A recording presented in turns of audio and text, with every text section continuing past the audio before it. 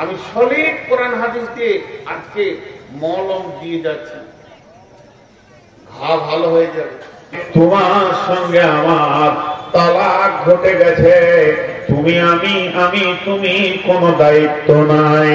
আমি যে মেয়েটাকে বিয়ে করেছি ওই মেয়েটা হলো আমার বিবি, তাকে আমি ভালোবাসি, তার সঙ্গে আমার প্রেম আলাপ আছে, তার আমি কসমেটিক্স দিই, কাপড় দিই, তার খাওয়ার চিন্তা করি। মেয়েটা অসুস্থ হলে আমাকে বড় কষ্ট লাগে, নানান চিন্তায় তাকে আমি নিয়ে আছি। যেদিন মেয়েটি লোক থেকে খোলা তালাক নেবে, এর সঙ্গে আমি আর সংসার করব না, এর সাথে আমার কোনো সম্পর্ক থাকবে না। ওই দিন মেয়েটার সাথে আমার তালাক ঘটে গেল সামাজিক ভাবে। সমাজ জেনে নিল মেয়েটির সঙ্গে আমার চিরতরের তালাক হয়ে গেছে। ওই মেয়েটি সামনে ঈদে অপেক্ষা করছে, আমার জন্য নতুন কাপড় আসবে, আমি তাকে কাপড় কিনে দিব। এই চিন্তাটাই হলো তার ভুল। বিশ্ব নবী বলছেন, মাঝে রে মান তারাকা সালাতা মাকতুবাতান মুতাআম্মিদান ফাকাদ বারিয়াত মান মিনহু জিম্মাতুল্লাহ লা তাতরুকান্না সালাতা মাকতুবাতান মুতাআম্মিদান ফা ইন্না মান তারাকা সালাতা মাকতুবাতান মুতাআম্মিদান ফাকাদ বারিয়াত মিনহু জিম্মাতুল্লাহ। আল্লাহর নবী বলছেন, হে মাদ, আমার উম্মতদেরকে বলে দাও, কেউ যদি, হে মাদ, তুমি জীবনে জ্ঞান বশত স্বেচ্ছায় এক ওয়াক্ত নামাজ কামাই করবে না, এক ওয়াক্ত নামাজ ছেড়ে দেবে না। হে মাদ, শুনে নাও, আমার যে উম্মত এক ওয়াক্ত নামাজ জ্ঞান বশত স্বেচ্ছায় ছেড়ে দেয়, আল্লাহর সঙ্গে তার সম্পর্ক কেটে যায়। ফাকাদ বারিয়াত মিনহু, আল্লাহ তার থেকে আর কোন সম্পর্ক রাখে না, তাকে মারছে না কাটছে, এ ব্যাপারে আল্লাহর কোন জিম্মা নাই। ফাকাদ বারিয়াত মিনহু জিম্মাতুল্লাহ, আল্লাহ তার জিম্মা থেকে বাড়ি পেয়ে যায়। এই যে পরিস্থিতি মুসলমানদেরকে ধরছে আর কাটছে, তা আল্লাহ এখন কি করছে? জি ভাই, আজকে ভারতবর্ষের সৈন্য সংখ্যা কত? 30 লাখ। আজকে বাংলাদেশের সৈন্য সংখ্যা কত? 5 লাখ। আজকে পাকিস্তানের সৈন্য সংখ্যা কত? আর কিছু। আজকে চীনের সৈন্য সংখ্যা কত? 40 লাখ। একটা সৈন্য সংখ্যা আছে, সৈন্যটাকে বলে শক্তি, দেশের শক্তি। দেখবেন বর্ডারে লেখা আছে বর্ডার সিকিউরিটি বল, ক্ষমতা বল, হিন্দিতে লেখা। এগুলো হলো দেশের শক্তি। আচ্ছা, সারা পৃথিবীর সমস্ত সৈন্যের শক্তির থেকে আমার আল্লাহর শক্তি কম? আপনাদের ধারণা কি? আল্লাহকে কিছু করতে হয়? আল্লাহ সবই করেন, কিন্তু কিছু করতে হয় না। হুকুম করলেই হয়ে যাবে, হুকুম করলেই হয়ে যাবে। আল্লাহ এখনই হুকুম করবে, রাত্রি 11:30টায় সকালে উঠে দেখবেন গোটা দেশ মুসলিম হয়ে গেছে। আল্লাহর কাছে যথেষ্ট, আল্লাহর হুকুমটাই যথেষ্ট। তারপর আল্লাহ সৈন্য সংখ্যা সম্পর্কে কি বলছেন? শবে মেরাজের রাত্রিতে বিশ্ব নবী সফর করলেন। প্রথমে বাইতুল্লাহতে 2 রাকাত নামাজ পড়লেন, এরপরে বাইতুল মামুরে 2 রাকাত নামাজ, বাইতুল্লাহ 2 রাকাত নামাজ পড়ে তারপরে বিশ্ব নবীকে বর্রাকে জিবরাইল নিয়ে চলে গেলেন ফিলিস্তিনে, যেটা মসজিদে আকসা, যেটাকে নিয়ে ঝামেলা চলছে। ওই জায়গায় গিয়ে উনি 2 রাকাত নামাজ পড়লেন। নামাজ পড়ার পর ওখান থেকে ঘোড়া ঊর্ধ্ব গগনে যেতে শুরু করলো। বর্রাক যখন ঊর্ধ্ব গগনে যেতে শুরু করেছে, যেতে যেতে একটা মসজিদ পেয়েছে। এই জমিনে সেই মসজিদটার নাম হলো বাইতুল মামুর। এটা আসমানের ভিতরে আছে। এই মসজিদে বিশ্বনবী গেলেন এবং ওখানে গিয়ে সমস্ত নবীকে দেখতে পেলেন। বিশ্ব নবীকে ইমামুল আম্বিয়া কেন বলা হয়? তিনি সমস্ত নবীর কেন ইমাম? আদম আলাইহিস সালাম ও নবী মুহাম্মদ সাল্লাল্লাহু আলাইহি সাল্লামের পেছনে নামাজ পড়েছেন। ওখানে সমস্ত নবী রয়েছে। জিবরাইল আমিন বিশ্ব নবীকে বররাত থেকে নামিয়ে হাতটা ধরে টেনে নিয়ে গিয়ে মুসল্লায় দাঁড় করিয়ে দিলেন। বিশ্ব নবী 2 রাকাত নামাজ পড়লেন, সালাম ফিরলেন। সমস্ত নবীরা নবীজির পেছনে সালাত আদায় করলেন। এরপরে তিনি চলে গেলেন 7 তবক আসমানকে ভেদ করে সিদরাতুল মুনতাহা। আল্লাহর সঙ্গে মোলাকাত হলো, সরাসরি দেখা হয়নি। আম্মা জান আয়েশা প্রশ্ন করেছিলেন, ইয়া রাসূলুল্লাহ, আপনি কি আল্লাহকে দেখেছেন? বিশ্বনবী উত্তরে বলেছেন, আমি দেখিনি, তবে নূরের তাজাল্লি আমি দেখেছি। এরপরে তিনি সমস্ত ট্রেনিং করিয়ে, কেউ বলে 14 বছরের সফর ছিল, কেউ বলে 28 বছরের সফর ছিল। এই সফরটা সেরে বিশ্ব নবী যখন এসে মসজিদে নববীতে বর্ণনা দিচ্ছেন, তখনই বলেছেন বাইতুল মামুরের ক্যাপাসিটি কত, আপনাদের মসজিদটা ক্যাপাসিটি কত। এখনই অঙ্ক করে নেন, প্রত্যেকটা মুসল্লাতে একটা মানুষকে 8 ফুট না জায়গা লাগে নামাজ পড়তে। এটা কয় ফুট হতে দেখলেন? তাহলে বিশ্ব নবী গো ওই মসজিদটা ক্যাপাসিটি কতটা?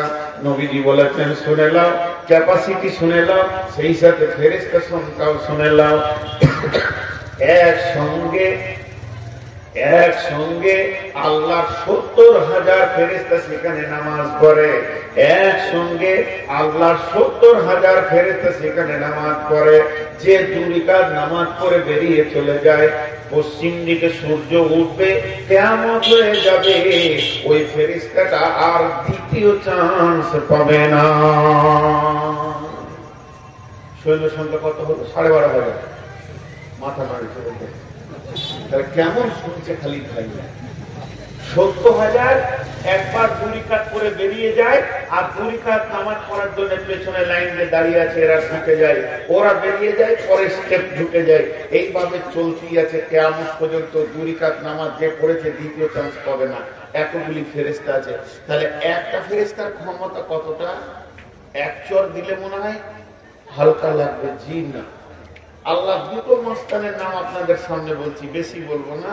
একটা হলো ওর নাম আজরাইল। আজরাইল নাম নয়, মালাকুল মউত। তো এই মালাকুল মউত যে মউতের ফেরেশতা, এর কত ক্ষমতা? প্রতিদিন মার্ডার করছে। কোন কেস কাছারি আছে বলেন? আপনাদের থানার নাম কি? নবগ্রাম থানাতে মনে হয় একদিন বাঁধা ছিল না? কি বুঝছেন? প্রতিদিন চালিয়ে যাচ্ছে আজরাইল, প্রতিদিন চালিয়ে যাচ্ছে। ওকে বাঁধার ক্ষমতা কারো নাই।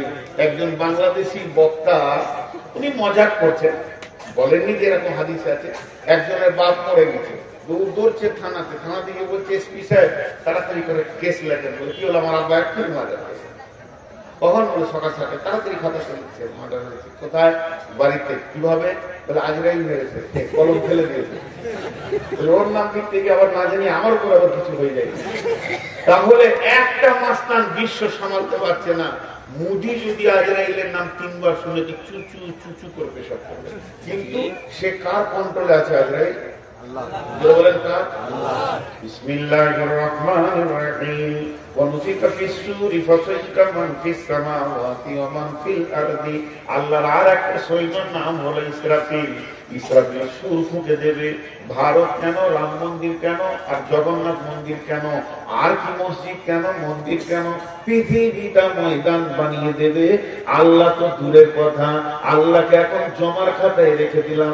আমার আল্লাহকে হাত লাগাতে হবে না। আমার আল্লাহ তার হাতকে নাপাক করবেন না। তিনি গোটাই পবিত্র পবিত্র থাকবেন। একটা হুকুম ছেড়ে দেবে ইসরাফিলকে, বিশ্বটাকে ধ্বংস করে দেবে।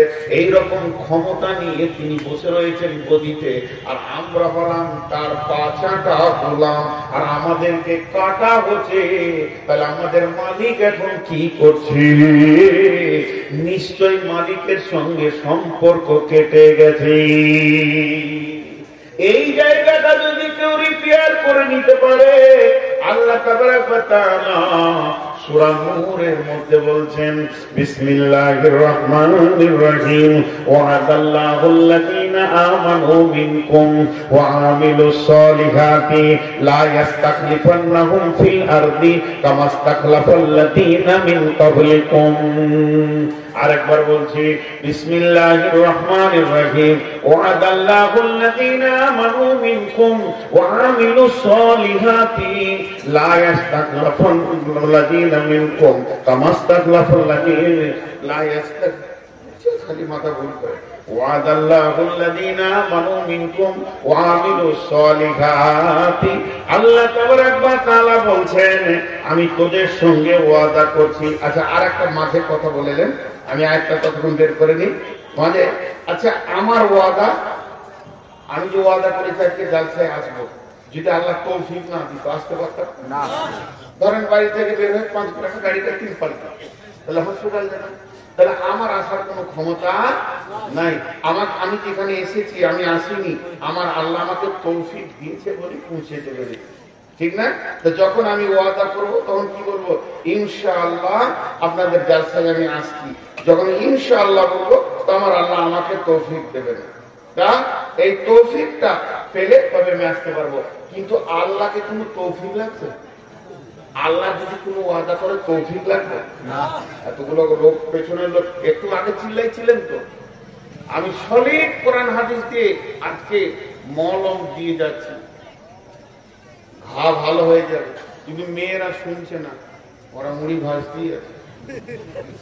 আপনারা শুনেন, মানে আমি তো আবার নারী বিশেষজ্ঞ, আমি বুঝি যারা শুনবে না। ওরা এসেছে বহুদিনের পুরাতন গল্প গুজব উজাড় করছে, ওরা ওদের কাজ করুক। আপনারা আমার সঙ্গে কথা বলেন, আল্লাহ কোনদিন ওয়াদা খিলাফ করেন না। এবার আমি বলছি, সূরা নূরে চলে যাবেন, 55 নম্বর আয়াতটা খুলবেন। আল্লাহ কি বলছেন? ওয়া'দাল্লাহুল্লাযীনা আমানু মিনকুম ওয়া আমিলুস সালিহাতি লা ইস্তাখলিফান্নাহুম ফিল আরদি কামা ইস্তাখলাফাল্লাযীনা মিন ক্বাবলিকুম। আল্লাহ তাবারাক ওয়া তাআলা বলছেন, আমি ওয়াদা করছি রে সারা বিশ্বের মুসলমান, আমার ওয়াদাটা শুনলে তোরা ঈমান আনার পর আমার ভালো আমলের ভিতরে তোরা ঢুকে যা। যখন তোরা আমাকে রাজি করে নিবি, আর আমি যখন রাজি হয়ে যাব, সারা বিশ্বটাকে তোদের হাতে তুলে দিব, তোরা শাসন করবি, তোদের অধীনস্থে বাকি জাতিগুলো শাসিত হবে। কেমন করে শাসন করবি আর কেমন করে শাসিত হবে একবার ভেবে দেখ। ইতিহাসের দিকে পেছন দিকে হাঁটতে হাঁটতে চলে যা, সাহাবীরা কিভাবে শাসন করেছে।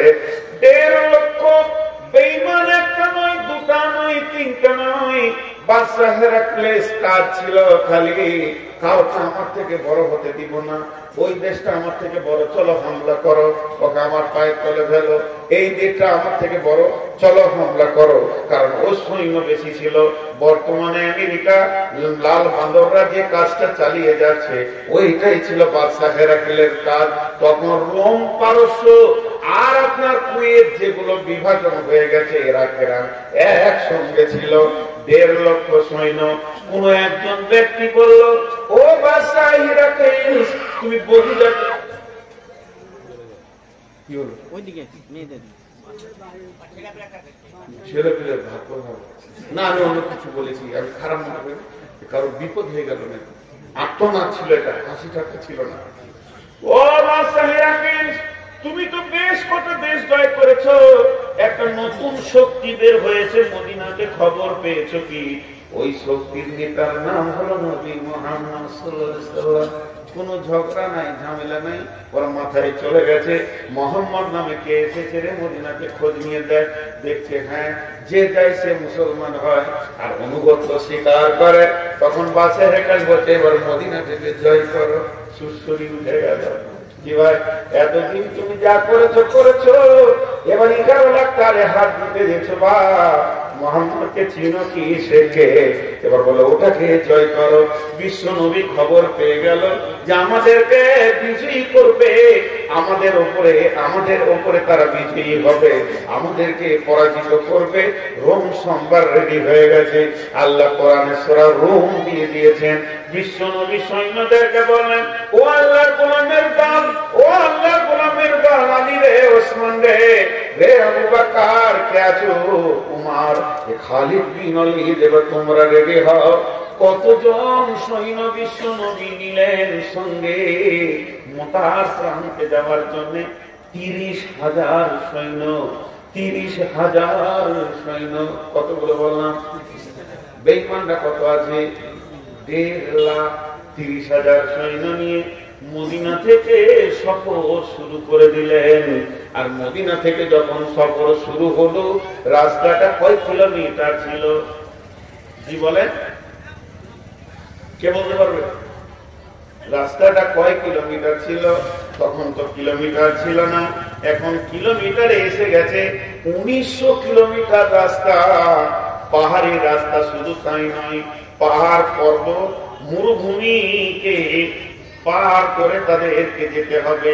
এইরকম পাহাড়ি রাস্তা, 1900 কিলোমিটারের রাস্তা তারা রেডি হয়ে গেল। এবার মুনাফিকরা ভিতরে ঢুকে গেল।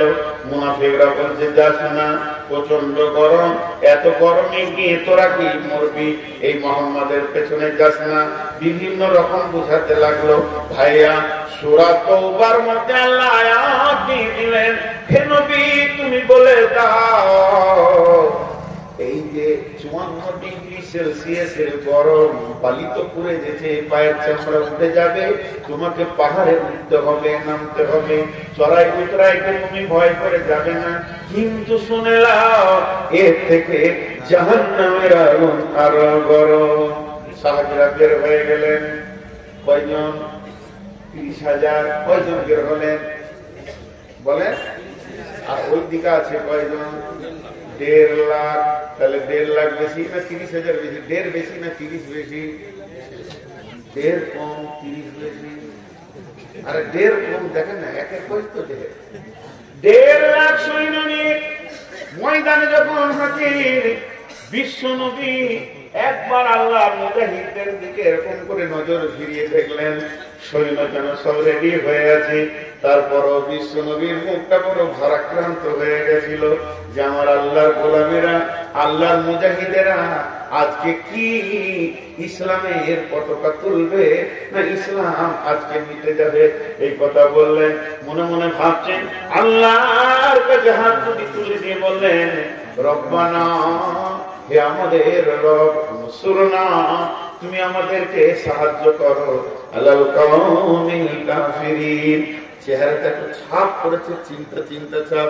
হযরত উমরকে বলতেন, ইয়া রাসূলুল্লাহ, ইয়া হাবিবাল্লাহ, আপনি কি কোনো টেনশন করছেন নাকি? হযরত উমরকে বিশ্বনবী বলে ফেলেন, উমর রে, আজকে তোমার কি মনে হয়? হযরত উমর বলেন, ইয়া রাসূলুল্লাহ, বিজয় তুলব ইনশাআল্লাহ, ইসলামের পতাকা রোমের মাটিতে গেড়ে দিয়ে চলে যাব, রোম আজকে আমাদের হাতে আসবে। উমরের কথাটা শুনে বিশ্ব নবী বললেন, উমর রে, ছাগলের সঙ্গে বাঘের যুদ্ধ হচ্ছে। 30টা তোমরা দাঁড়িয়ে আছে 30,000, ওরা দাঁড়িয়ে আছে 1.5 লক্ষ। বিশ্ব নবীকে তখন আনন্দ দেওয়ার জন্য উমর বলছেন, ইয়া রাসূলুল্লাহ, 30,000 সৈন্যকে আপনি রেস্ট করতে বলেন, ওদেরকে তাবুতে, আমাকে একাই ছেড়ে দেন, 1.5 লাখে ঘর পাঠিয়ে দিচ্ছি। নবীজি বললেন, উমর রে, এত সাহস তুমি কিলে কেমন করে পেলে? হযরত উমর উত্তর দিলেন, ইয়া রাসূলুল্লাহ, আপনি বলেছেন যার দিলে আল্লাহ আছে তার দিলটা হলো জীবিত, আর যার দিলে আল্লাহ নাই সে হলো মুর্দা। আমি উমর একাই জীবিত, 1.5 লক্ষ মুর্দা দাঁড়িয়ে আছে আমাদের সামনে। একটা বাঘের মতো হুঙ্কার মারবো, ময়দান ছেড়ে দিয়ে, এক বাঘ 1.5 লক্ষ ভেড়ার জন্য যথেষ্ট, ময়দান ছেড়ে দিয়ে চলে যাবে। যখন তুমুল যুদ্ধ মহড়া শুরু হয়ে গেল, বন্ধু রে, আল্লাহ কোরআনে দিলেন খলিফাতুর রূম, 30,000 সৈন্য বিশাল রোম সাম্রাজ্যকে দখল করলেন। শুধু দখল করেনি, তাদের সিংহাসন পর্যন্ত পৌঁছে গেলেন। শুধু পৌঁছায়নি, সেখানে যে আপনার কিনা সোনার তার ছিল, সোনার শিকল ছিল, স্বর্ণ যত ছিল সবকে টেনে হিঁচড়ে বের করে নিয়ে এসে মসজিদের নববীর গোডাউনে ছুড়ে ফেলে দিলে, বাইতুল মালে জমা করে দিয়েছে। এর নাম হলো আমরা সেই সে জাতি, আমরা সেই সে জাতি। কিন্তু আজকে আমরা কি, আজকে আমরা কি ভাই শুনেন, আজকে আমাদের অবস্থাটা কোন জায়গায় পৌঁছে গেছে। খোদায় পাইয়া, আল্লাহ রে পাইয়া, বিশ্ব বিজয়ী একদিন ছিল যারা, আল্লাহকে হারিয়ে ভীত পরাজিত আজ দুনিয়ায় তারা। আল্লাহর সঙ্গে যুক্ত সদাই ছিল যাহাদের মন, দুঃখে রোগে শোকে অটল ছিল যাহারা সর্বক্ষণ। এসে শয়তান ভোগ বিলাসে, ভাষাটা শুনেন কবি নজরুলের, এসে শয়তান ভোগ বিলাসের কারিয়া নিয়েছে ইমান তাদের, আল্লাহকে হারায়ে মুসলিমাত হয়েছে সর্বহারা। আজকে আমরা শেষ হয়ে, তাদের সঙ্গে কে ছিল না আল্লাহ, আমাদের সঙ্গে আল্লাহ নাই, আমাদের সঙ্গে আল্লাহ নাই, আমাদের সঙ্গে আল্লাহ নাই, শেষ হয়ে গেছে। আল্লাহর সাথে সম্পর্ক অনেক আগে কেটেছে। আল্লাহকে সাক্ষী রেখে একটা কথা বলছি, আজকে পবিত্র মজলিসে বসে আছেন, একটু বেঈমানি কথা বলবেন না, আপনারা, আমিও বলবো না। আজকে আমার আল্লাহ আমাকে তৌফিক দিয়েছেন, এশার নামাজ দুরিকাত রাস্তায় সফরের করেছি। আমি এশার নামাজ দুরিকাত করেছি তাই হাত তুললাম। আপনারা এশার নামাজ পড়ে কে কে বসেছেন হাত তুলে? আর বাকি কটা মার কি সাথে করছে?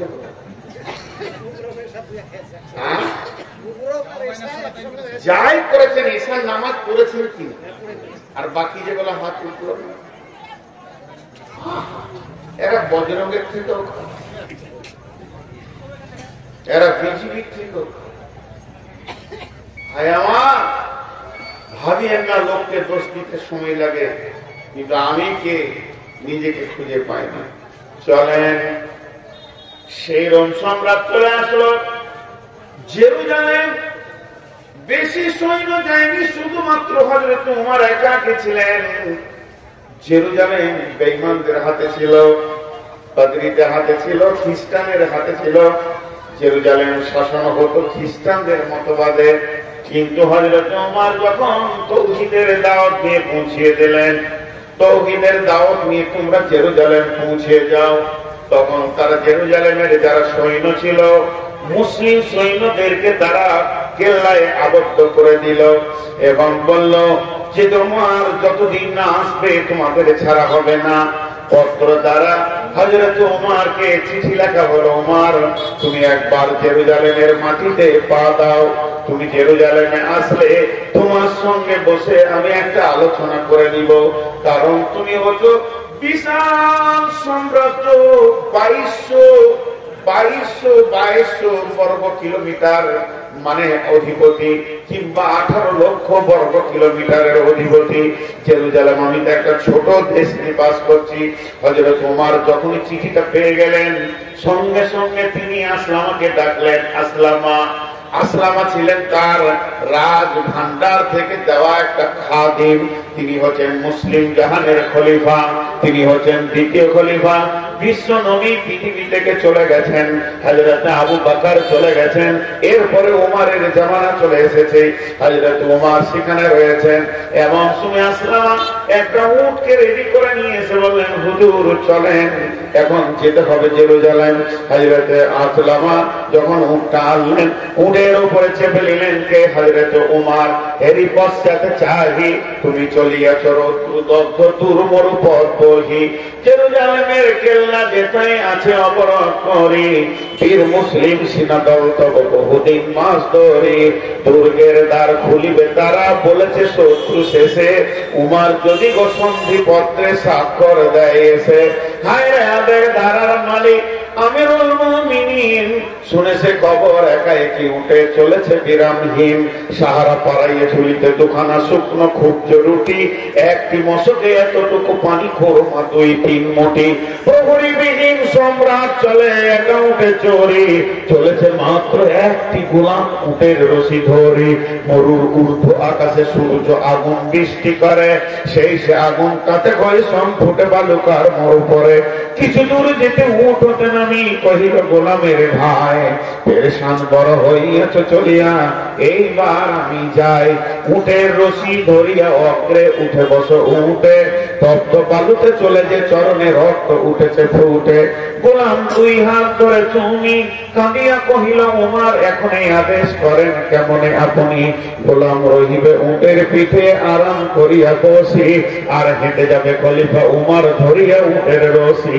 খলিফা হাসিয়া বলে তুমি জিতে গিয়ে বড় হতে চাও ভাই রে এমনই চলে, রোজ কিয়ামতে আল্লাহ যেদিন বলিবে উমর রে করিনি খলিফা মুসলিম জাহানের করে সুখ করে তোরে, কি জবাব দিব কি করিয়া মুখ দেখাবো রসুলের ভাই, আমি তোমাদের প্রতিনিধি মাত্র, মোর অধিকার নাই, আরামে সুখের মানুষ হইয়া মানুষের নিতে সেবা, ইসলাম বলে সকলে সমান কে বড় ক্ষুদ্র কে বা, উমর চড়িল গোলাম চড়িল উটের পিঠে, উমর ধরিল রশি মানুষের স্বর্গে তুলিয়া ধরিয়া ধুলায় নামিল শশী, এই অবস্থায় যখন যাচ্ছে খলিফা উটের রশি ধরে আছে, গোলাম উটের উপরে চেপে আছে, এখন জেরুজালেমের কোম্পানি মেজর জেনে নিয়েছে, চলো চলো চলো বর্ডারে যায়, বিশ্ব একটা বিরাট বড় দেশের মালিক আমাদের দেশে আসছে, তাকে সুস্বাগতম দিব, স্যালুট জানাবো, কোম্পানি মেজর সৈন্য নিয়ে গিয়ে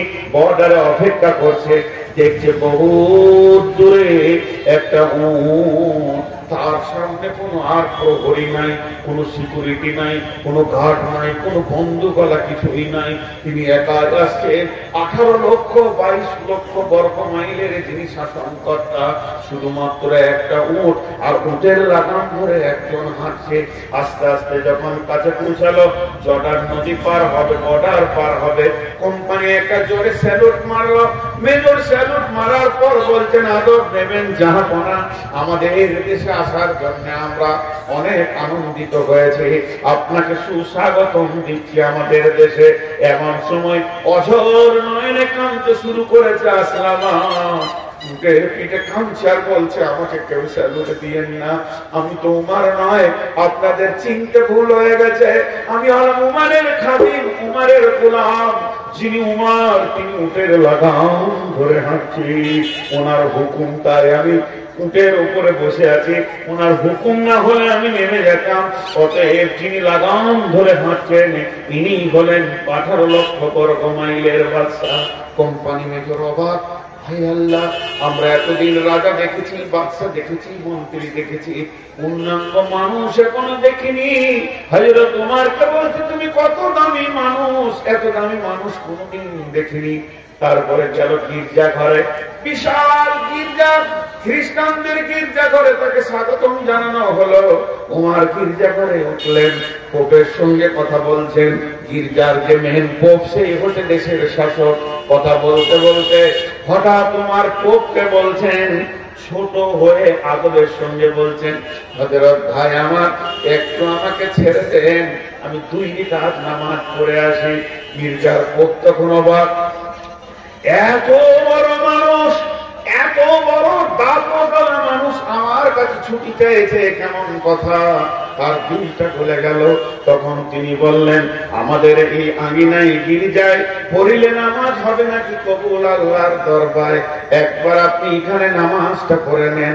তখন হযরত উমর উদাহরণ করে বুঝালেন, ভাইয়া শুনেলেন, আমার সৈন্য বড়, দেশ বড়, ক্ষমতা বেশি। আমি যদি গির্জাতে 2 রাকাত নামাজ কোনো কোণে পড়ে নি, আমার সৈন্যরা ভেবে নেবে হযরত উমর ইশারা করছে গির্জাটাকে ভেঙে দিয়ে মসজিদ করে নাও। এটা তো আমার আল্লাহ হুকুম দেয়নি, এটা আমার নবীর বিধান নয়। বড় মসজিদ গির্জারে ভেঙে মসজিদে মুসলমান এ কোনোদিন হতে পারবে না। আমাকে ফাঁকা জায়গায় একটু ফাঁকা খোলা মাঠে 2 রাকাত নামাজ পড়ার সুযোগ দেন। যখনই এই কথা বলা, তখন সারা জেরুজালেমের তিনি শাসন কর্তব্য এইভাবে উমরের হাতটা ধরে বললেন, আশহাদু আল্লা ইলাহা ইল্লাল্লাহ ওয়া আশহাদু আন্না মুহাম্মাদান আবদুহু ওয়া রাসূলুহু। এরপর আল্লাহ বলছেন, বিসমিল্লাহির রহমানির রহিম। قل إن كان آباؤكم وأبناؤكم وإخوانكم وأزواجكم وعشيرتكم وأموال اقترفتموها وتجارة تخشون كسادها ومساكن ترضونها أحب إليكم من الله ورسوله وجهاد في سبيله فتربصوا حتى يأتي الله بأمره والله لا يهدي القوم الفاسقين। আল্লাহ এরকম ফাসিকদেরকে কোনদিন হেদায়েত দেন না। এবার আল্লাহ শেফার ওষুধ দিচ্ছেন, ওরে আমার গোলাম রে, আয় তোরা যদি বাঁচতে চাস তোদেরকে আমি ঠিকানা দিচ্ছি। বিসমিল্লাহির রহমানির রহিম। ফালিয়াবুদু রাব্বা হাযাল বাইত। ওই ঘরটা যে রয়েছে, এই যে সিমেন্ট দেয়া ঘাড়া 2টা পিলার, এই যে দরজা, ওই ঘরের মালিকের নাম বলেন। এই ঘরটা আব্দুল জব্বারের, এই ঘরটা জমিরুলের, এটা সফিরুলের, এটা শফিকের, এটা মফিকের, এতগুলো ঘরের মালিকের নাম আছে। মসজিদের মালিককে, এই মালিকের নাম হচ্ছে আল্লাহ। আল্লাহ তাবারাক ওয়া তাআলা বলছে, তোরা বাঁচবি, তোদের পিঠের চামড়া কেউ নিতে পারবে না। একটা কাজ কর, ফালিয়াবুদু রাব্বা হাযাল বাইত। এই ঘরের মাবুদের পায়ের কাছে তোরা উবুর হয়ে পড়ে যা, আর টুকরে টুকরে কাঁদ। একবার আল্লাহকে রাজি করে এলে সেকেন্ড লাগবে না, বিশ্বটা তোদের হাতে দিবে। যেমন তোদের পূর্বপুরুষেরা রোমকে দখল করেছে, জেরুজালেম দখল করেছে, বাহরাইন দখল করেছে, সাহাবীরা যেদিকে হেঁটেছে জয় আর জয়কার, জয় আর জয়কার, কোথাও ফিরে আসেনি। কেন? তারা আল্লাহকে সঙ্গে নিয়েছে। বন্ধুরা আমার, আবু জাহেল, আবু সুফিয়ান আর উমাইয়া বেঈমানেরা কোনদিন বিশ্ব নবীর সঙ্গে লড়াই করে যখন পারছে না, তখন তারা গোয়েন্দা পাঠালো, যা তোরা সাহাবীদের ভিতরে থাকবা। মুনাফিকরা এসে সেখানে থাকতে শুরু করে। কি করে কেমন করে অস্ত্র চালায়। হযরত আলীকে যখন দেখা যায় জিহাদের ময়দানে, মনে হয় সিংহের মুখ দেখছি। উমারকে দেখলে মনে হবে পাগলা সিংহ দাঁড়িয়ে আছে, কলিজাটা চাবিয়ে খেয়ে নেবে। এই লোকগুলি এত ভয়ানক, জিহাদের ময়দানে একবার দাঁড়ালে এদের চোখের ভিতর দিয়ে অগ্নি শর্মা চলতো, আর মুনাফিকরা বেঈমানেরা থরথর করে কাঁপতো। তাহলে এরা এমন হলো কি করে? এই ট্রেনিংটা তো আমাদেরকেও নিতে হবে। গোপনে তারা সাহাবীদের সঙ্গে বেশ কিছুদিন থাকতে লাগলো। তারা করে কি, থাকতে থাকতে গভীর রাত্রিতে আলীর মতো ভিড়টা উঠেছে। উঠে উজু করে মসজিদে নববীতে কাঁদছে, চোখের পানিতে মনে হচ্ছে না সিংহ, শিয়ালের থেকে দুর্বল মনে হচ্ছে। ডুকরে ডুকরে কাঁদছে, বলছে আল্লাহ আল্লাহ আল্লাহ, মওলা জিহাদের মালিক তুমি, জয় বিজয়ের মালিক তুমি, মাবুদ তুমি শক্তি দাও। ফজরের পর আবার সিদ্ধ হয়ে গেছে। তার মানে সারা রাত আল্লাহর সঙ্গে কানেকশন, আর সারাদিন জিহাদের ময়দানে মাস্তান। এদেরকে কে হারাবে? আমাদের তো আল্লাহ নাই, আমাদের তো রসুল নাই, চেহারাতে রসুল নাই, ইবাদতে আল্লাহ নাই। বিয়ে করেছি 27 বছর, হজ করে এসে দেখছি 8টা ছেলের বাপ। হাজিকে জিজ্ঞেস করছি, হাজি সাহেব ছেলে পিলে কয়টা? বলে 4টা বেটি 4টা বেটা। মাশাআল্লাহ, টাকা পয়সা হয়েছে। বিয়ে কতদিন হয়েছে? 43 বছর বিয়ে করেছি বাবা, 8টা ছেলের বাপ আমি। আমার বিয়ে রানিং চলছে 43 বছর। মক্কার মাটিতে জিজ্ঞেস করছি, হাজি সাহেব ফরজ গোসল জানেন? বলে জানেন। গোটা ঘর না পাক করে রেখে দিয়েছে 43 বছর ধরে। হাজির ঘরে কোন ফেরেশতা ঢুকবে রে বন্ধু?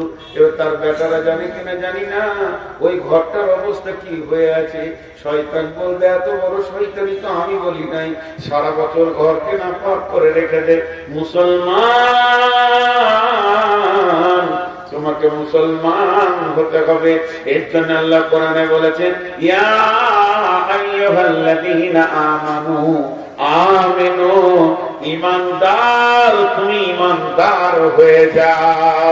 ইয়া আইয়ুহাল্লাযীনা আমানু কু আনফুসাকুম ওয়া আহলিকুম নারা, হে ঈমানদারেরা তুমি নিজে বাঁচো, তোমার আহলকে জাহান্নামের আগুন থেকে বাঁচাও। এত কথা আল্লাহ বলেছেন। যে আমার আল্লাহ সূরা সফের ভিতর কি বলছেন দেখেন, আমাদেরকে 5-8 লিখছেন। বিসমিল্লাহির রহমানির রহিম, ইয়া আইয়ুহাল্লাযীনা আমানু হাল আদুল্লুকুম আলা তিজারাতিন তুনজিকুম মিন আযাবিন আলীম তুমিনুনা বিল্লাহি ورسوله وتجاهدون في سبيل الله بأموالكم وأنفسكم ذلكم خير لكم إن كنتم تعلمون। একটা মজার কথা আপনাদেরকে শোনাই। প্রায় স্কুলে হয় কি হয় না, স্কুলে মাদ্রাসাতে কেমন করে দাঁড়ায়? লাইন সোজা করে দাঁড়ায় কিনা? কথাটা উত্তর দেবেন আপনারা। এর মধ্যে যুক্তি কথা আছে। এটা আমি পেয়েছি গোলাম মর্তুজার কাছ থেকে। আমি লাইন শুনছি বসে বসে, শিশু অবস্থায় খুব দামি কথা বলেছিলেন, এখন আমার ব্রেনে সেটা আছে। প্রেয়ার লাইন হয় একটার পেছনে একটা, একটার পেছনে একটা, এটা একটা লাইন, এটা একটা লাইন, এটা একটা লাইন। আচ্ছা, একের পেছনে এক হলে কয়জন হলো? বলে না, মুখ খুলে না। তার পেছনে এক কয় হলো? তার পেছনে এক কয় হলো? ওরা কয়জন হলো? 4 জন। আর আমার রাসূল প্রেয়ার লাইন কিভাবে শিখিয়েছেন? একের পেছনে এক না একের পাশে এক? মসজিদে নামাজে কেমন দাঁড়ান? একের পাশে এক। একের পাশে এক হলে কত হয়? ঠিক আছে। তার পাশে এক হলে কত হয়? তার পাশে এক হলে কত হয়? হ্যাঁ, মুসলিম যদি 4টা দাঁড়ায় ওদেরকে 1000টা আসতে হবে। এখন ওই ক্ষমতাটা মুসলমানদের আছে। কি বলেন? আল্লাহ এখনো কেড়ে নেয়নি। ভারতবর্ষে যে কটা মুসলমান আছে ওরা জানে, একবার যদি হুঙ্কার ছাড়তে শুরু করে তো ওরা পেশাব করে ফেলবে। প্রশাসন শুধু ওদের সাথ দিচ্ছে তাই, তারপরও ভারতবর্ষের মুসলমান এখনো ধৈর্যের উপরে দাঁড়িয়ে আছে। যেদিন ধৈর্যের বাঁধ ভাঙবে, যেদিন এরা নামবে, সেদিন বিশ্বের অন্য জাতিরা পালাবার রাস্তা পাবে না। কারণটাও বলে দিই। এই আয়াতে আছে, আমি আয়াত করেছি, আপনাদের বিরক্ত লাগছে নাকি? এই আয়াত আছে, আমি বললাম আজকে অনেক মূল্যবান কথা বলবো। আমাকে একজন হিন্দু ভদ্রলোক মালদাতে জিজ্ঞেস করছে, অনেক মহব্বতের মানুষ, খুব দেখা সাক্ষাৎ হয়, বলছে এত মারার পরিমাণে পেছুচ্ছে না কেন? তখন আমি ওদের দুটো কথা বললাম, যে মনে করলেন একটা 20 তলা বিল্ডিং, বিশাল ছাদ, 200 মিটারের ছাদ। মন দিয়ে শুনবেন, ওখানে উদাহরণটা দিয়েছিলাম। আর দুজনাই হচ্ছে পাকা চোর, ছাদে লুকিয়ে আছে। আর এসপি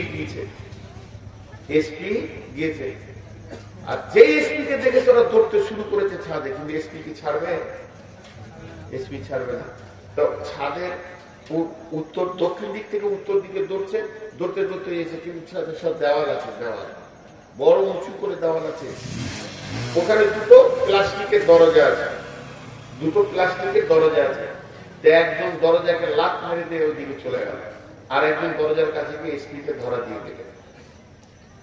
যে লোকটা লাত মারলো না, ওর জ্ঞান কি?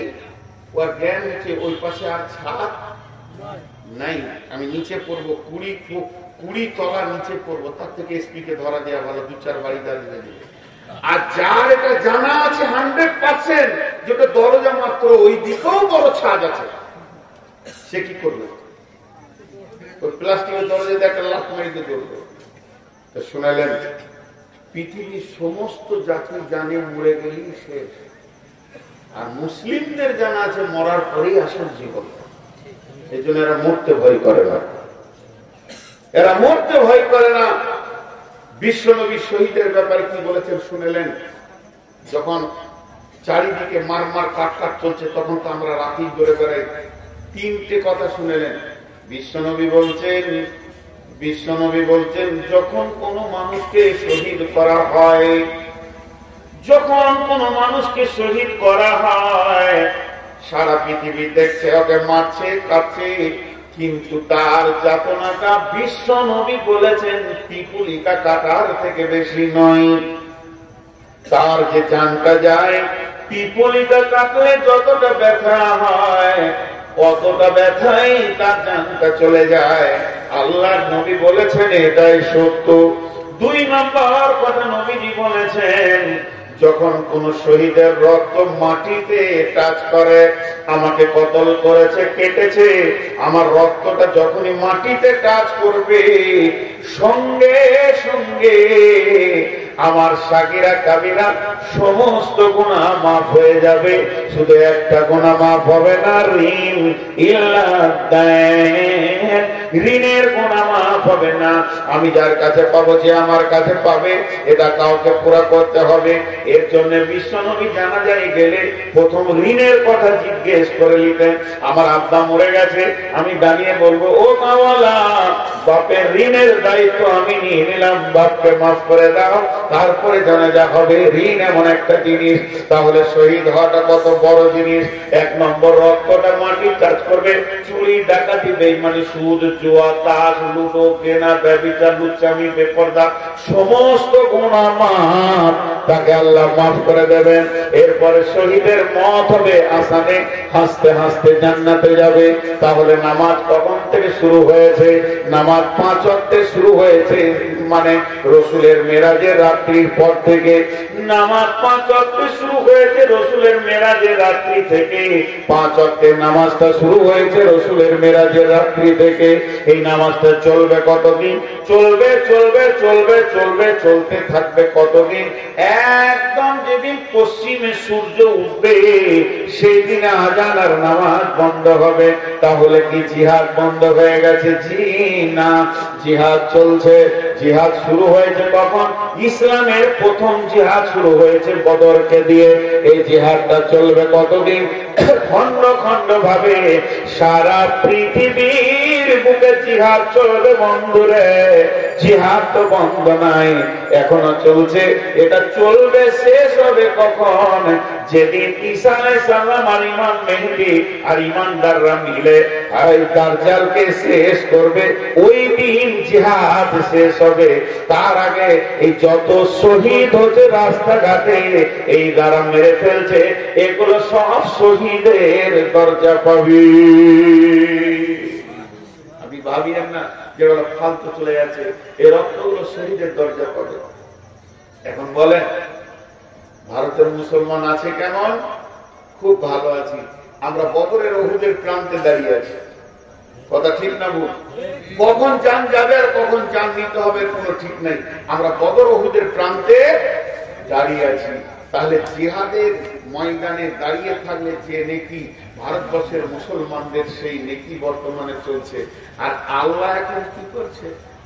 আল্লাহ বিরাট ম্যাজিক খেলছে। ম্যাজিক কেন বলেন তো? নগদ, ধার লয়, নগদ দিচ্ছেন আল্লাহ। আমাদেরকে বলছে দুধ খা আর মাংস খা, আর বেঈমানদেরকে বলছে গোবর খাওয়ার মুচকি। কি কারিশমা মেশিন চালিয়ে দিয়ে চালা, ম্যানুফ্যাকচার টু কাস্টমার ডাইরেক্ট। আচ্ছা লজ্জাও নাই, আবার রুটিতে গোবর মেখে খেয়েছে, মুখটাকে এমনি করছে, ভালো লাগে, জোর করে খেতে। আর আল্লাহ আমাদের বলছে দুধ খা, কাবাব খা, টিকিয়া খা, যত খাবি খা, আবার শহীদ হয়ে জান্নাতেও যা। আর ওদেরকে দিয়ে দিয়েছে গোবর খাওয়ার পেচ্ছা, আবার গোবর মা। তাহলে আল্লাহ কত বড় কাজের চালাচ্ছে, এখন আমরা আল্লাহকে চিনতে পারিনি। এবার আল্লাহ সূরা সফে যে আয়াতটা বললেন, যে আয়াতটা আপনাদের সামনে পড়লাম, ওটা তর্জমা করছি।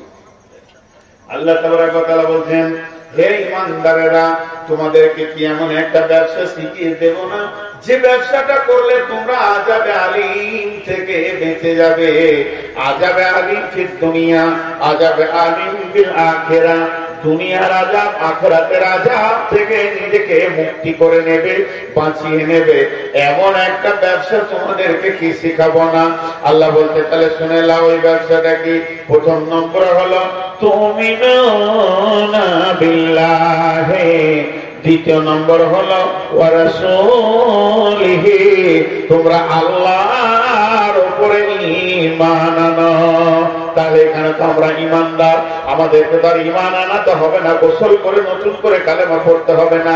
তার মানে আমাদের ঈমানের কমজোরি হয়ে গেছে, হালকা হয়ে গেছে, ঈমানের লোভ পেয়ে গেছে। এটাকে 100% আমাদেরকে বাড়িয়ে নিতে হবে। আল্লাহর কাছে কেঁদে কেঁদে কেঁদে কেঁদে আল্লাহকে রাজি করতে হবে।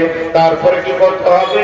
ও রাসূলিহি, রাসূলকে নিজের বডিতে আনতে হবে, খাওয়াতে, উঠাতে, বসাতে, পেশাবে, পায়খানায়, শোয়াতে, বিছানাতে, স্বামী স্ত্রী মিলনে, গোসলে, ছেলে মানুষ করা থেকে নিয়ে হায়াত থেকে মত পর্যন্ত রাসূলের সুন্নতকে কবুল করে নিতে হবে। যখন আমার সঙ্গে আল্লাহ থাকবে, যখন আমার চেহারাতে রাসূল থাকবে, এরপরে আমার আল্লাহ হুকুম দিচ্ছেন ওয়াতুজাহিদুনা ফি সাবিলিল্লাহ। এবার তুমি আল্লাহর রাস্তায় বের হয়ে চলে যাও, বিআমওয়ালিকুম ওয়া আনফুসিকুম, নিজের জান এবং নিজের মাল নিয়ে। যালিকুম খায়রুল লাকুম ইন কুনতুম তা'লামুন।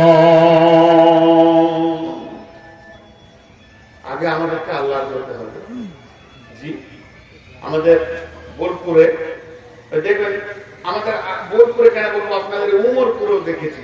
একদিন রাত্রিবেলায় অনেক রাতে জালসা করে জঙ্গিপুর থেকে এলাম, তো চায়ের দোকানে গিয়ে চা খাবো। তো আমার গাড়ি দাঁড়িয়ে আছে, এমন সময় একটা গাড়ি এসে লাগলো, খুব দামি গাড়ি, ওসব গাড়ির নাম জানি না, দেখে মনে হচ্ছে খুব দামি গাড়ি, কালো কালারের। তো ওরাও নামলো, ছেলে মেয়ে যা ছিল চা খাবে। তো দেখছি একটা কুকুর বসে রয়েছে গাড়ির ভিতরে, জীবিত কুকুর। আমি মনে মনে ভাবি, হায় রে কুকুর, তোরই কপাল, এত দামি গাড়ি চাচ্ছিস, তোরই কপাল। এটা হলো পোষা কুকুর। অনেকে কুকুর পোষে, কুকুর পোষার ব্যাপারে অনেক প্রসেস আছে, কোরআন হাদিসে তার হিসাব আলাদা আছে, সেদিকে আমি বলছি না। তো এই কুকুরটা ওখানে আছে, ঠিক ওই রকম একটা কুকুর। ওই কুকুর কে বোলপুরে নামিয়েছে, মিষ্টি দিয়েছে প্লেটে, মিষ্টি খাচ্ছে কুকুরে।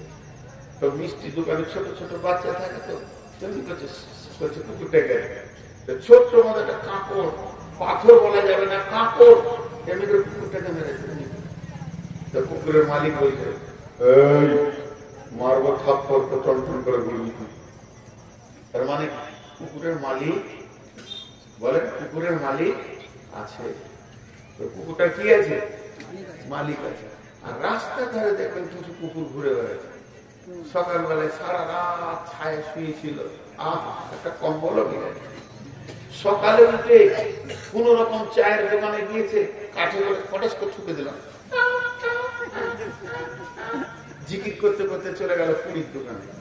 ওখানে আবার এমনি করে শিখে করে খুঁচি দিয়ে গরম শিখ চলে গেল আরেক জায়গায়। ওখান থেকে লাট খেয়েছে এখানে গেল। এই লাট খেতে খেতে খেতে খেতে হঠাৎ একদিন দেখবেন কুকুরটা রোডের উপরে ছিটলে পড়ে আছে, নাড়ি মুড়ি হয়ে যায়। লাশ তোলারও কেউ নেই, কাঁদারও কেউ নেই। কেন? কুকুরের মালিক, যেটা বলেন কুকুরের মালিক। আর ওটাকে একটা কাঁকড় মেরেছে, কুকুরের মালিক আর আপনারা কথা বলেন না কেন? এতগুলো লোক একবার যদি মুখ খুলে তো কত ভালো লাগে। ওটা মালিক ছিল, এটা মালিক নাই। আমাদের যতদিন মালিক থাকবে কারো গায়ে হাত দেওয়ার ক্ষমতা নেই। মালিক অ্যাকশন নেবে। কি ভেবেছিস তুই? আমাদের মালিকের নাম কি? আল্লাহ। চারজন না সবারই? আমাদের মালিকের নাম কি? আল্লাহ। রাজি আছে তো? বিনা ইচ্ছা করে বসে আছে। আবার ফজর পড়বেন, রাজি আছে তো? কঠিন তা আমাদেরকে হতে হবে ঠিক ওই রকম যার মালিক থাকবে। তাই আল্লাহ কোরআনের আয়াতে প্রথম শব্দটা কি বললেন? হে ঈমানদারেরা, তোমাদেরকে কি এমন একটা ব্যবসা শিখিয়ে দেবো না যে ব্যবসাটা করলে তুমি আযাবে আলীম থেকে বেঁচে যাবে? সেই ব্যবসাটা হচ্ছে প্রথম আল্লাহকে করে দাও নিজে। বাস, যখনই আল্লাহ তোমার আল্লাহকে নিজে কেমন করে করবেন? আল্লাহ তুমি আমার হয়ে যাও, আল্লাহ তুমি আমার হয়ে যাও, আমি তোমার হয়ে যাই, এই করে হবে না। আল্লাহ তাবারাক ওয়া তাআলা তার জন্য একটা আয়াত দিয়েছেন, বিসমিল্লাহির রহমানির রহিম। কুল ইন কুনতুম তুহিব্বুনাল্লাহ ফাত্তাবিউনি ইউহিব্বুকুমুল্লাহ। আল্লাহ তাবারাক ওয়া তাআলা তার নবীকে বলছেন, নবী হে, তুমি বলে দাও, ইন কুনতুম তুহিব্বুনাল্লাহ, যদি তোমরা আল্লাহকে ভালোবাসতে চাও, আল্লাহকে আপন বানাতে চাও, তাহলে হে নবী তুমি বলে দাও, ফাত্তাবিউনি, তোমরা আমার ইত্তেবা করো, আমাকে অনুসরণ করো, আমি নবী মুহাম্মদ সাল্লাল্লাহু আলাইহি সাল্লামকে অনুসরণ করো। ইউহিব্বুকুমুল্লাহ, আল্লাহকে তোমাকে ভালোবাসতে হবে না, আল্লাহ তোমাকে ভালোবেসে নেবে। আমার রব কেমন, তুমি ভালোবাসা দিয়ে আল্লাহর হৃদয়কে কিনতে পারবে না। তবে শুনে নাও, যদি তুমি নবী মুহাম্মদকে আপন বানিয়ে নিতে পারো তো আল্লাহ তোমাকে ভালোবেসে নিতে হবে। তাহলে আমার মাথার চুল থেকে পা পর্যন্ত নবী মুহাম্মদের মতো হতে হবে। আমার চুল, আমার মোচ, আমার দাড়ি, আমার জামা, আমার কাপড়, আমার পোশাক, আমার চলাফেরা, উঠা বসা, লেনদেন যেন হুবহু নবী মুহাম্মদকে আপন বানিয়ে নি। যদি এটা আপন বানিয়ে নিতে পারি তা আমার রব বলছেন, আমার রব বলছেন, ফাত্তাবিউনি ইউহিব্বুকুমুল্লাহ, আল্লাহ তোমাকে ভালোবেসে নেবে।